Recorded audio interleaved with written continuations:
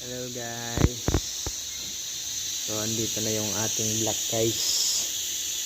Ayan. Ito na yung ating block. Asimbulin na natin yung crankshaft. Yung piston hindi pa muna natin ikakabit kasi wala pa yung piston ring. So ikakabit na natin yung crankshaft guys.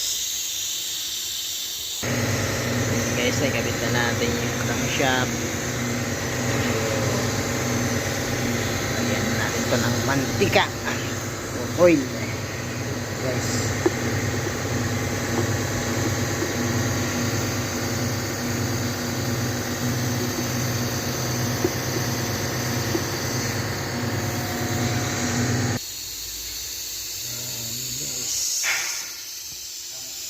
So hanggang dito lang muna yung ating video guys.